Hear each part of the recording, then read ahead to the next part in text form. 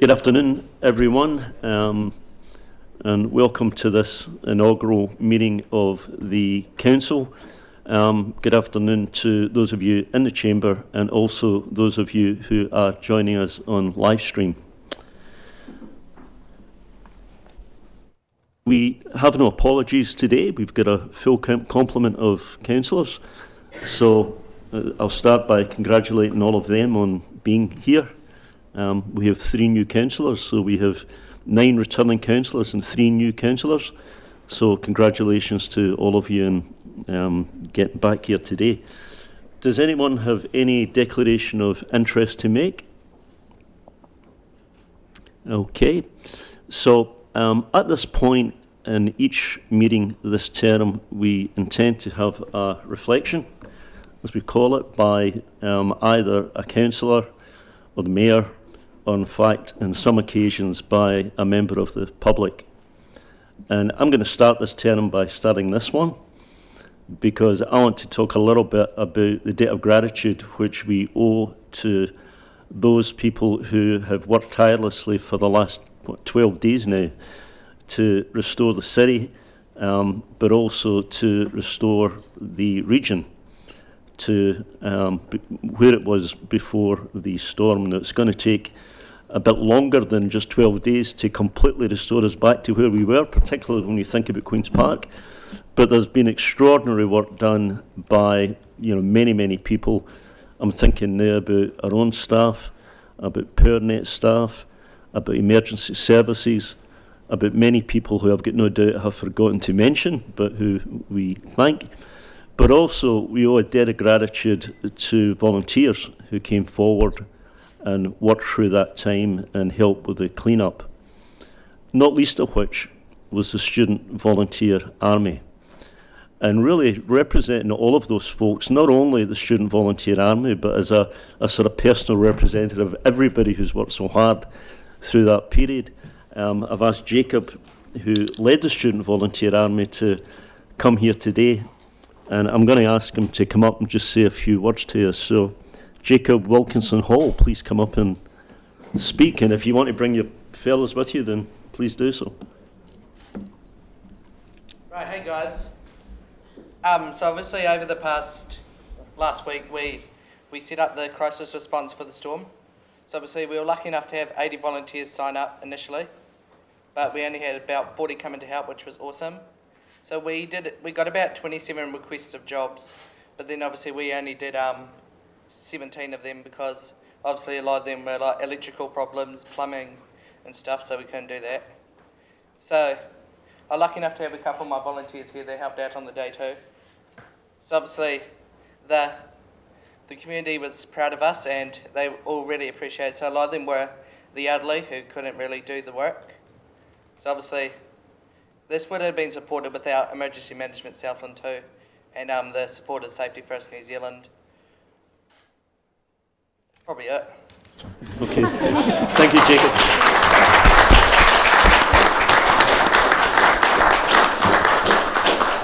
So that thanks was for your work, Jacob, but I want to extend it to everybody, the hundreds of people really who've been working around the region to try to restore us. Some, and I'm particularly thinking of PowerNet, but not only PowerNet, people who've worked in unbelievably difficult circumstances and situations to try to restore power to the region. And we are now back to, not everybody's back to normal by any means, but it's an awful lot better than it might have been had we not had all of that support from all of those people. So thank you to all of them. So we come to the first paper, which is declarations of mayor and councillors. And I think this is in your name, Michael, isn't it? Do you want to speak to that? Thank you, Your Worship. You'll find, I think, the vast majority of today's papers are in my name, so you'll hear my voice a bit today, so I do apologise. So in accordance with the 7th schedule to the Local Government Act, councillors are required to reaffirm your declarations you made at your swearing-in ceremony last Tuesday at your inaugural meeting, and this paper gives effect to that. So there is two simple resolutions there, one to receive the paper and the other to confirm the declarations you have all made. So, any questions of Michael? And if not, will somebody move? I think we'll take both of them at the same time. So the first is to receive, the second is to confirm the declarations. Thank you, Councillor Ludlow, and seconded by Councillor Stewart. All those in favour say aye. Aye. Against? Carried. The next paper is in my name, and it's the Mayor's report to the Inaugural Council. So, under the Local Government Act, the Mayor has the right to appoint his deputy and to establish committees and subcommittees, which I have done. They are all listed in that paper. So I don't think it's necessary to run through them all individually, but I will take questions from councillors. If there are no, sorry. Yes, Councillor Crackett. I would just like to, with your permission, Mayor Campbell, to swap out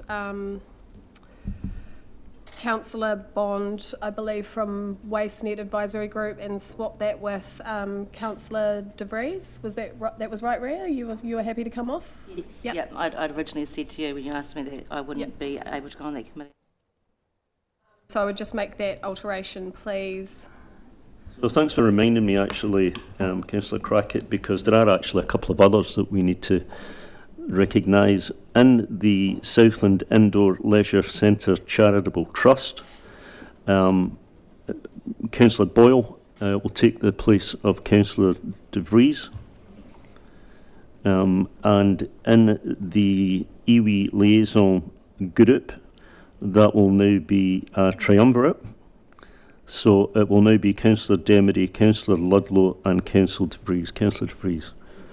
So, and I think that was all of the changes that were noted. So on that basis, will somebody move? Thank you very much. Is that a question, or are you moving? It's not moving, it's a question. My question, I will not be supporting this just because, and I raised this earlier, I believe in the new water committee. I believe that there should be an independent chair to show the delineation truly from council to operate with the same intention and that central government is expecting. So I can't support it the way it is, and that's my strong belief. So, Okay, so that's noted, Councillor, and obviously you intend to vote against. So will somebody move the recommendations as they stand? I'm sorry, Councillor Bond. I just wanted to bring up the subcommittees that I've been put onto as an alternative for the Community Wellbeing Fund subcommittee. Those meetings typically run on a Thursday, Your Worship, and I'm not available on the Thursday, so I'd like to ask and request to be taken off that, and the same as for the City Centre Heritage Subcommittee. So you wish to be taken off both? Yes, please. Okay, so both of those are part of Councillor Ludlow's well-being, not well-being, sorry, community committee. It's gone. That's one. So, Committee and regulatory. Councillor Ludlow, are you comfortable to replace Councillor Bond on those? I'm comfortable to find people to replace Councillor Bond, yes. Okay then, thank you. So with that other change noted, will somebody move? So thank you, Councillor Boyle has moved, and Councillor Broad has seconded. Any other discussion? All those in favour say aye. Aye. Against? You wish that noted, Councillor Pottinger? yes, please. Okay. So it takes us to the statutory responsibilities of members. And again, that is in your name. Thank you, Your Worship. That is through me. So this is the dry written report of the presentation that people received at the at the induction sessions from Mary Jane Thomas and myself this time last week. So again, it is a requirement under the Local Government Act that we provide this information to you at your inaugural meeting. It runs through in the written format the statutory responsibilities that we outlined, and also provides the, as an appendix, the report that Mary Jane Thomas spoke to at that session. Okay, questions to Mr Morris? There are none, so will somebody move that we receive that report? Thank you, Councillor Demedy, seconded by Councillor McNaughton. Is there any other discussion? All those in favour say aye. Aye. Against? Carried. Thank you. So then we have the adoption of standing orders for 2025, and again that's in your name, Mr Morris. Yes, thank you, Your Worship. So at the start of each term, it is always a recommendation that you adopt new standing orders to reflect the wills and wishes of the incoming council. As you will also all know, the government has mandated the development of a new set of national standing orders. We are expecting that to be available for adoption either later this year or early into the new year.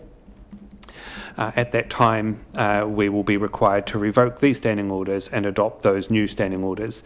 As soon as we have more information on that, we will bring that forward through to you. But in the meantime, we have simply adopted the old standing orders with a few adjustments just around who to notify in the event that you are going to be an apology for a meeting, and if you wish to attend via Teams. So just clarifying then that in the last term it was required that you notify the mayor if you're not able to attend. So the change that's been made this time is that it's sufficient to notify the chair of that committee, but you should also copy that to governance, so that they can record that in the notes. And the change to joining electronically, what was that change? So that change again was just permission of the chair rather than permission of the mayor. Oh, so I last see. term So was same required the thing, mayor to basically. give permission. Yeah, so same change. Okay. So we are asked to, any other questions? No. Regarding standing orders. Yes. Right. So I've both got a comment and followed by a question, and this comes from 15 years of experience on council. And if you look at standing orders, and you look at section 21, which is conduct, and you look at section 22, which is general rules of debate, you would expect to see something quite simple about how a meeting's conducted and how a member signals that he wants to speak. Unfortunately, there is nothing in that standing orders that highlights that. I mean, I've always been brought up along the fact that you must put your hand up to speak, grab the chair's attention, you wait in the queue, and then you get to speak. What I've noticed in the last year, and I'll narrow it down to the last year, is a lack of observing that protocol. Now, here comes the question to the mayor. Does the mayor support this form of organised debate, or is the mayor happy with just people jumping in? And that's what's been happening. And I must admit, I don't recall people simply jumping in, but to answer your question directly, as necessary to signal to the chair, whether it's the council or whether it's a committee, to signal to the chair that you wish to speak. And you certainly should not speak across someone else. and would that be worthy of a point of order? Because obviously, if it does happen, actually, this is a good question for either Mr Morris or our most experienced councillor sitting across from me. Sorry, Darren. So the question is it a point of order? I'll ask it to Mr Morris first, actually. Is it a point of order if somebody speaks without being called by the chair? The short answer, Your Worship, would be yes. No, that's fine. No? Even though it's not in standing orders. Even though it's not in standing orders, there's a specific point of order. It would fall within the conduct of a meeting that would justify the calling of a point of order. We're establishing that as a protocol, we can point of order it. Thank you. Excellent. That's you've answered exactly what I was Thank you raising. very much. So we have the... No more questions for that? Yeah. One. Yes. Thank you, Mayor Campbell. There was a period of time where when the appointed councillor would rise to their feet to speak. Personally, and it's a personal preference, I prefer it because I tend to think better when I'm standing up, but it also kind of signals the talking stick thing. And while it's not as comfortable as perhaps sitting in your seat, it is a form of structured behaviour that I wonder if you'd entertain. I'd support Yeah, that. look, I probably not as an instruction, but I mean, I think if somebody feels more comfortable standing up and speaking, then they may do so, but I'm not going to require it. Yeah, Councillor Demedy. Yeah, thanks, Mayor Campbell. Just 29.3, the no discussion on minutes. Appreciate the intent of that. However, with the committee structures and the work that's being done in committee, it's probably a plea to chairs to allow some flexibility around that point. I think there's value in where maybe an elected member hasn't had the opportunity, and I think about, for example, WasteNet, where there may be a question coming from the minutes. There's the opportunity for a councillor to ask a question of clarity or for a more wider brief than is in the minutes. So it's probably just a plea, as I say, to the chairs to show judgment around that point, because I think the importance of us having very good understanding around some of the discussion that's held outside of our primary structures in terms of council is really, really important to democracy. I understand the point. I think that I don't think that would need to be changed in standing orders. I think it's a matter of the chair taking a sympathetic view to that if the question was asked. So, Councillor Boyle. Further to that point, I would encourage anybody who has a question against the agenda of the committee that I'm chairing, that they contact me beforehand to discuss it, rather than just bring it up at the meeting. I'm not sure if that's what the other chairs would require. So I think there's I think the point that Councillor Demedy made is actually a good one, particularly if there is more authority sitting in the committees as there was in the previous year. It might be that quite properly councillors do want a little bit more information than what is sometimes very short information included in the minutes. So I think there's a fine distinction between asking a question for clarification or for information, or asking a question for re-litigation, right? That's right, 100%. So I think as a chair, I would not permit the latter, but I would permit the former. If somebody just wanted to look, what does this mean? It's not very clear actually what actually happened, what was discussed. I think that's fair enough. But if it's a debate about it, no, we cannot go back down that track. No, that's right. Okay, any other questions? Okay, so we are asked to receive the report and to adopt standing orders for the remainder of this triennium. And will someone move? Councillor Broad has moved. Councillor Crackett has seconded. Is there any other discussion? All those in favour say aye. Aye. Those against? Carried. Thank you. So then we have the adoption of the Code of Conduct and Mr Morris's name again. Yes, thank you, Your Worship. This is another one that is good practice to adopt at the start of each term. And as you also all know, the government has mandated a national code of conduct.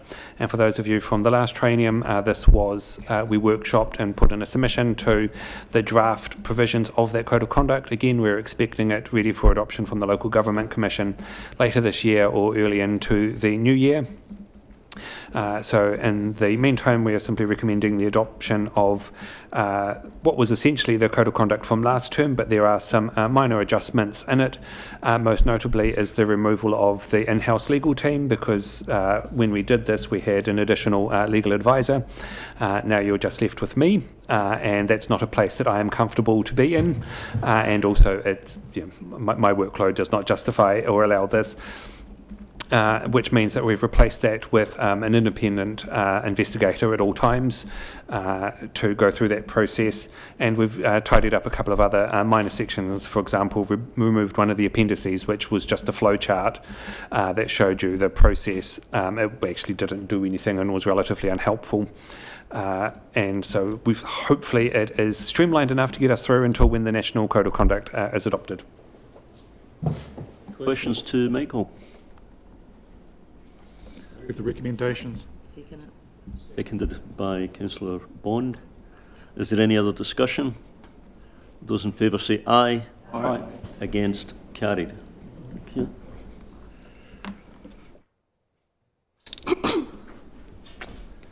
So then we have the adoption of the governance statement for 2025 to 2028. And again, Michael. Thank you, Your Worship. So this is the governance statement. It's one of the documents required by the Local Government Act. It sets out for the community your governance information. This will be one of a number of amendments that will be made. Following its adoption today, there will be a number of amendments that will come through as various matters are resolved, including, for example, the appointment Councillor Ludlow will be making to his subcommittees. There will also be changes once the Bluff Community Board has met and has elected their chair, and various other changes as we go through, including the appointment, hopefully, of mana whenua representatives to their committees in due course. So this will not be the last time you see this governance statement this year, but with that I am of course happy to answer any questions. Questions to Mr. Morris? No? Okay. Will someone move that we receive the report and adopt the governance statement? Thank you, Councillor Boyle, seconded by Councillor Tom McNaughton. Is there any further discussion? All those in favour say aye. Aye. Against? Carried. Thank you.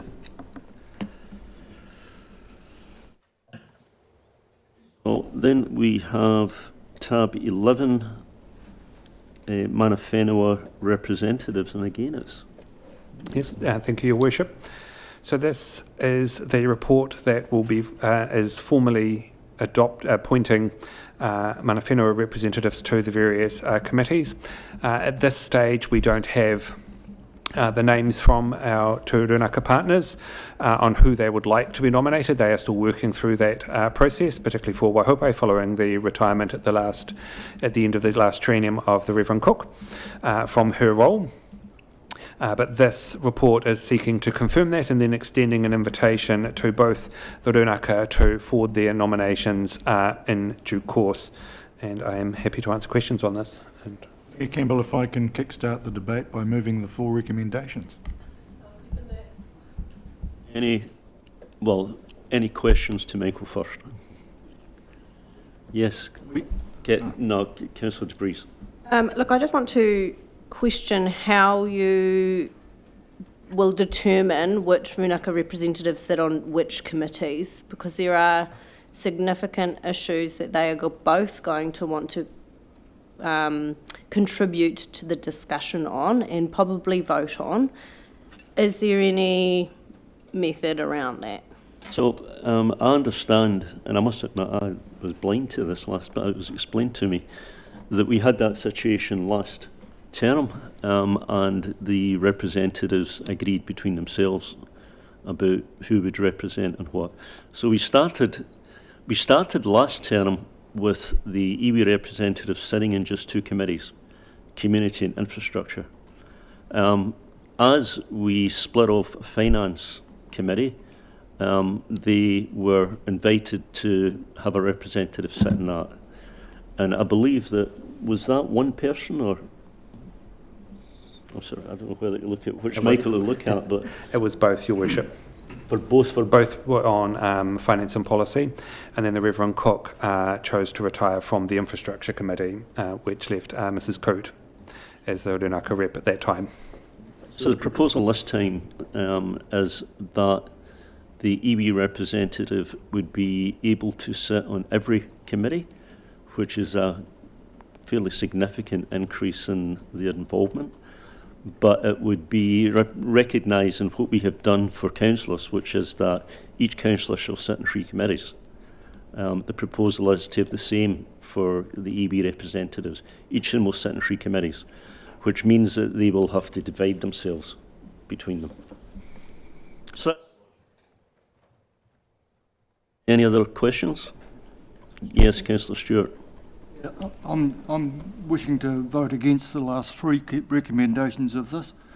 Is 2 of them, these Mena Whenua representatives have not been voted on by the general public, and I believe that we already have very strong. So at this point, Councillor, I'm simply asking for questions. You can make that point after we. Right, okay. So, any other questions to? Yes, Councillor Bond. Thank you, Your Worship. I'm asking a question that's relevant to page 4 of this report, and I'm interested to know what steps will Council take to engage with Mata Waka in our district. It just doesn't have anything but refer to the fact that there will be engagement plans. So what steps will they look like? So a discussion that was held, as I understand it, and it was before my time, but a discussion was held with the Mana Whenua representatives when they joined council the first time. And I can't invite them to speak, but I will if they want to comment. But the decision at that time was that Mana Whenua would, as required, represent Mara Waka, or at least engage with Mara Waka. So that was the, yes, Councillor, yes, Reverend Cook, do you want to comment? Seeing I'm the guilty party. Indeed, we did make that undertaking and we did attempt that. I'm not sure that we did it as successfully as I would have liked, but it's a two-way street. I think in terms of your three-headed hydra for iwi liaison, that the opportunity that you have missed is inviting Councillor Bond to be part of that rather than somebody not identified by either party as representing a pro-Māori sort of approach, but that's not being disrespectful of Councillor Dermody, but that's not his strength. But that's a decision that you have made in terms of council representation. I think going forward, Councillor Bond's point is really well made. I'm not sure how you address that, but perhaps during our discussions on Thursday, we may be able to have some sort of informal discussion about that, how that might happen, but lacking a specifically non-NATO person as the front person, it would have been an opportunity. We have tried to have engagement, but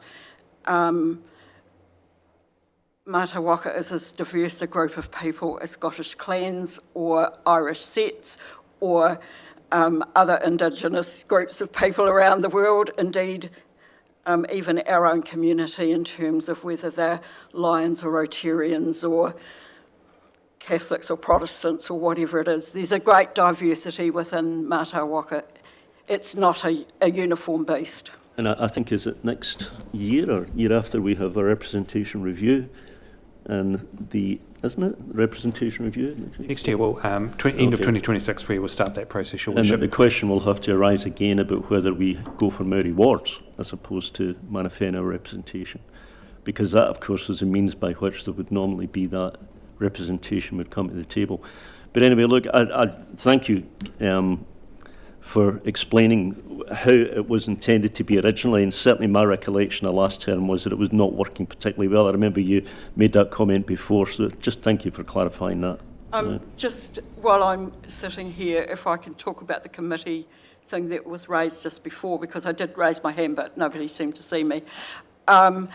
It's really quite important for iwi to be on the water committee, and so I was relieved to hear you say, even though it just says one representative, that both are welcome to be at that, because I think that going forward that is something I mean, we didn't go to the High Court to make a claim of full fresh water for nothing. So if you could just, I saw the indication that governance would be reviewed once appointments have been made. If that's a timely opportunity to make it representatives so that it's seen as both having status, that would, I would appreciate that. Thank you. Thank you. Sure. Okay, any other questions?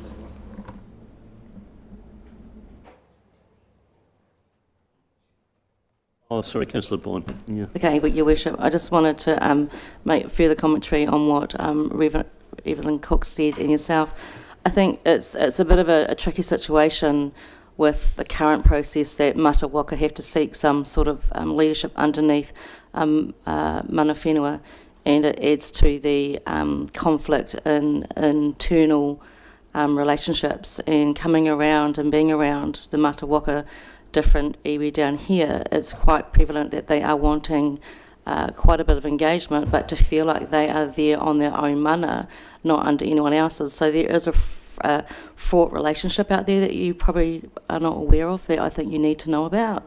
And it's really important that Mata Waka voices are actually heard here and engaged with this council as well. Yes, Lord. If I use the RMA as it stands as the current process, it's not up for council to determine who holds mana whenua status. Mana whenua do that. The issue around Mata Waka is one that may well come up during the representation review next year. Any other questions? If not, will someone move that we... I did. I Thank seconded. you. Thank you, Councillor Crackett. Is there any further discussion? Councillor Stewart, do you want to... Going to vote against the last three recommendations on the basis that the two mana whenua representatives were not voted on by the general public. Strong active presence of mana whenua representatives on a newly elected council. So, is this a point of discussion, Councillor De Vries? I want to be able to respond to Councillor Stewart's. Well, look, I don't inference think so. on I think that. each person has got the right to make a comment. I think we come to the vote. You can express your views through your vote, actually, at this point. Okay. So, I mean, I don't want to have that debate now. So, okay. So, we have a mover and a second. Are all those in favour say aye? Aye. Against? Carried. Thank you.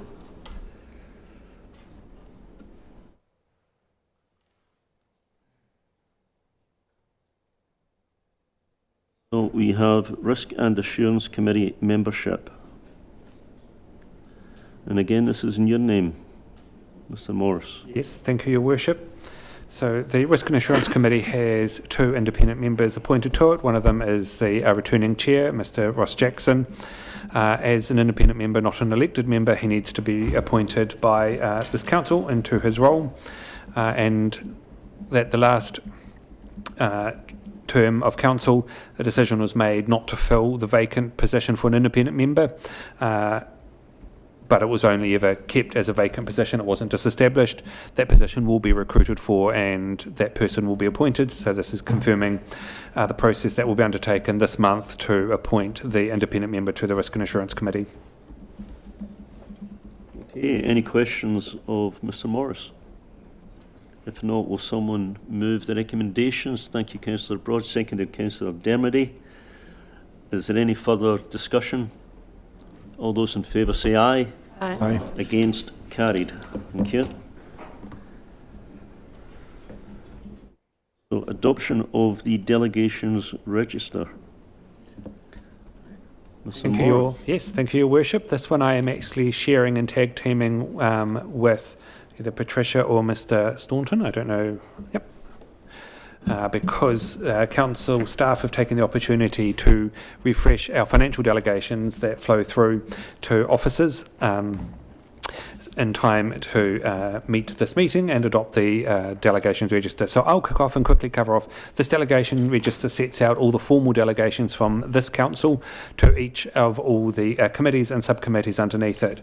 While they are often recorded in the governance statement, this is the document that gives the powers through to each of the committees, which is why it's important, and we adopt it at the start of each term and then refresh it as is required through the term of council.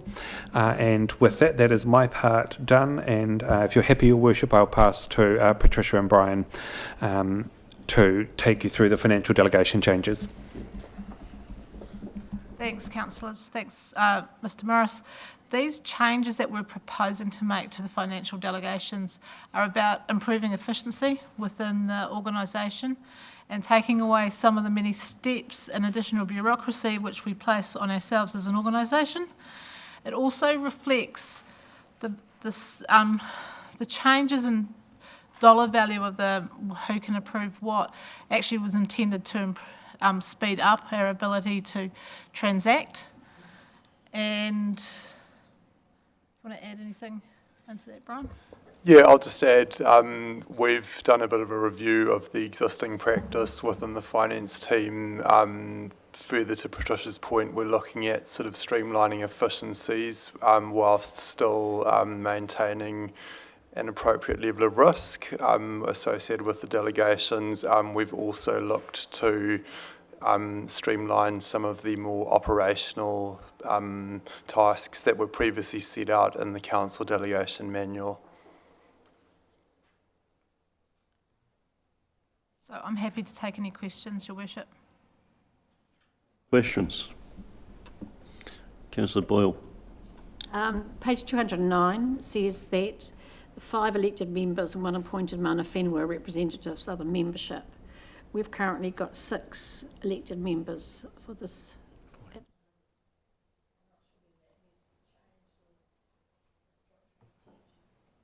Councillor, what was that page number? Page 209.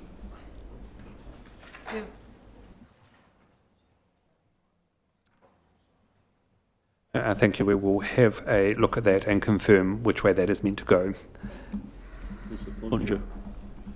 My question regards the delegations thing with committees, and it was a shock last term to have the system where you'd make a decision on one committee and then it would arrive at council and the whole thing would be relitigated and away you go again. And having, again, 15 years on council, it's the first time I've ever struck that. So I appreciate the staff's awareness that this will speed up the process dramatically to have committees with this delegation, and anything major will come to full council. So unfortunately we had in my opinion, was a glitch the last 3 years to slow this down. So I'm looking forward to a much more efficient process. Thank you. I will just add that the delegation to committees has increased. Committees have got an increased level of authority. What I have stressed to chairs, and I'll stress to you, to council generally, is that in circumstances where a matter has clear community interest and should be considered by the whole council, then the chair should decide to bring that to council for discussion. So they have authorities, but they also have the authority to say, no, this is a matter which should be considered by council, and for the chair to decide to bring it to So council. That authority is written in the governance statement or in our... Well, it's not I think as you look at each issue, you'll find that there are always going to be grey areas. There is not a form of words which absolutely precisely determines every given circumstance, right? So what I say to chairs is that where there is doubt or where it's clearly a matter of general concern, then they should determine, not the mayor, the chair may determine that they will bring it to council, or maybe more accurately, the committee should determine whether they will bring it to to council. Yeah, well, this is where we disagree, because at least the first 3 terms I was on, every councillor was on every standing committee, and it got rid of that hurdle. There was no problem. The chair, you had a new chair, so the mayor did his role, but each chair, and you didn't have this. So actually, it's not going to speed things up. It has the potential, we don't know. It's up to the chair, could kick it for touch and it gets passed on to council or whatever. So maybe not such a good idea. The proof will be in the pudding. Councillor Crackett. Thank you, Your Worship. To that point, I think it's really important to note that yes, the chair will have discretion, but it is going to be obvious what comes through that is of wider community interest. Take recyclables contract, for instance. That's obviously something that would sit under the infrastructure remit, but it is, of course, of community interest to everybody and of interest to everyone around this table. So it's an example of a decision that would be put up to full council for that reason, so that we don't have, in your words, Mayor Campbell, a democratic deficit. So it's a system which I guess will be proved right or wrong probably by case law, if I can put it like that. If it works, it'll be good. If it doesn't, then we'll need to come back and think about it again, but that's it. Okay, so any other questions? No. Okay, so we are asked to... Councillor Demedy. Yeah, thanks, Mayor Campbell. Just a little bit to that point. Yeah, I think it's to be commended for passing the authority to committees as much as possible, but equally I think you have installed in the chairs, the obligation to ensure that, decisions that maybe sit outside that framework need to be brought through to council. So, but my question is probably on the paper, and particularly in reference to the paragraph at the top of page 4 on the report to 190, I think, on board books. So I understand the intent of this in terms of, the efficiency and speed of sort of getting things done. However, the paper leaves me with the question around... Are we talking about the paragraph that begins as an example? Yes. Right. Yes, yeah. Okay. Leaves me, and particularly with reference to that paragraph, the lack of oversight that from a governance level that we have over the spending within the approved budget.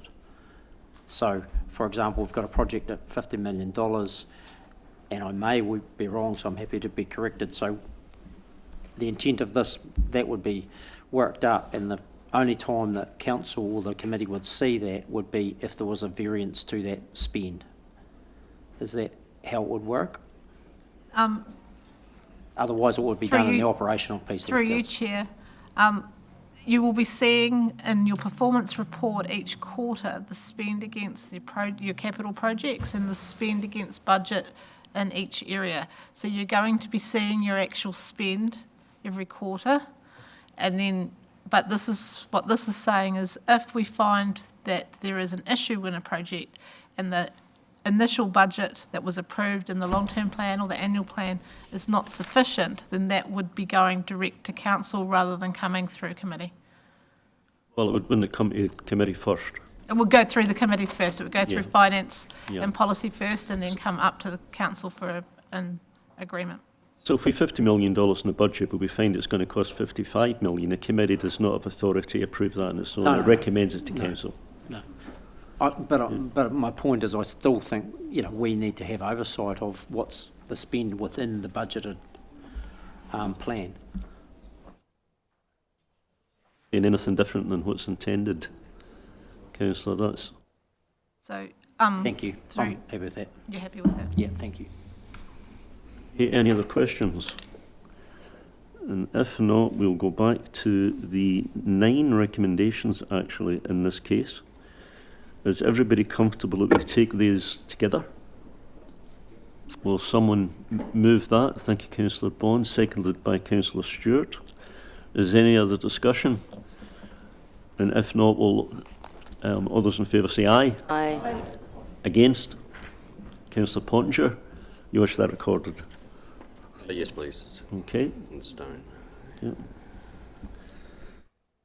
So that takes us to an easy one. Meeting dates for the remainder of 2025.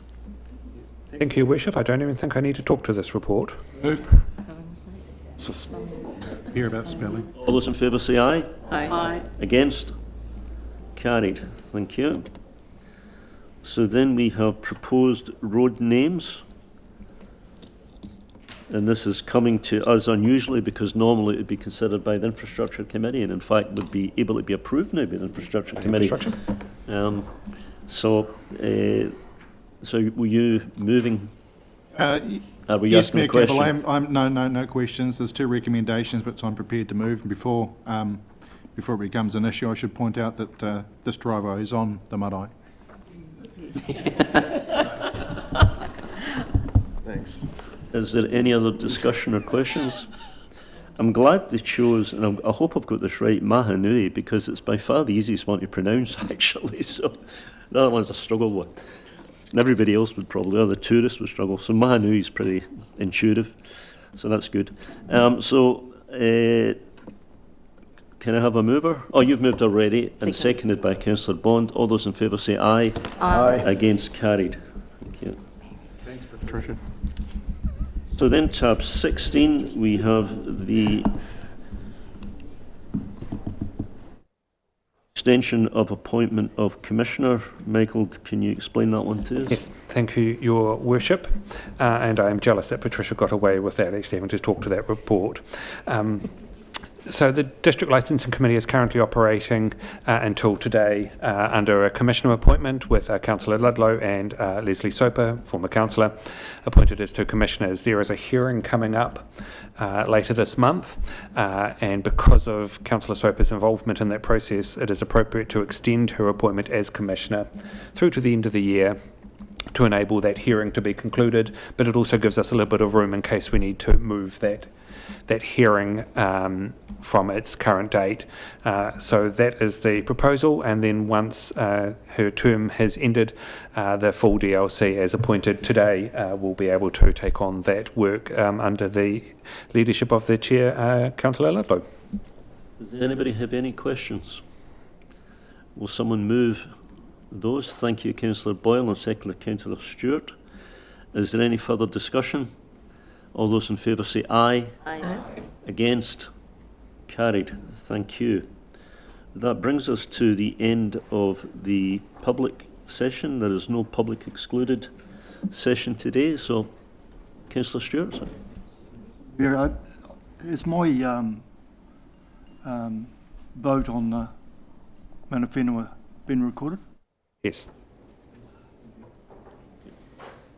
So that brings us to the end of the proceedings. So thank you very much for joining us, everybody, in the chamber and on live stream. And we will sign off. Thank you. Bye.